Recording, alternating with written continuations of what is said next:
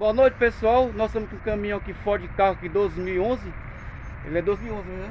2011, pessoal. 12, isso. Ele fez um barulho aqui. Fez um barulho, pessoal. Caminhão carregado. Fez um barulho. E o motor aqui identificou que poderia ser embreagem. Realmente o rapaz é experiente. E realmente era embreagem mesmo. Aí já tiramos o câmbio aqui já. Aqui o garfo aqui tá bom, pessoal. Aqui você examina aqui, ó, o roletinho tá bom, não tá gasto. Não tá travando aqui também o garfo aqui, ó. O volante também tá bom. Não tem gasto no volante aqui, ó. Tá bom também o rolamento. O problema tá aqui, pessoal, aqui, ó. Vocês verem aqui, ó. Ele aqui tá o defeito aqui, ó. A mola do platô aqui, do disco, ó. Tá vocês aqui, ó. A mola saiu pra fora e fez um barulho tremendo o caminhão. O motor aqui identificou que era realmente o disco, e é o disco mesmo. Isso faz diferença, acaba experiente, né?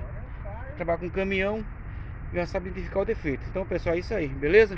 Se inscreve no canal aí, deixa seu like, compartilha nosso vídeo aí, pessoal. Um forte abraço aí, até o próximo vídeo aí. Falou, fique com Deus.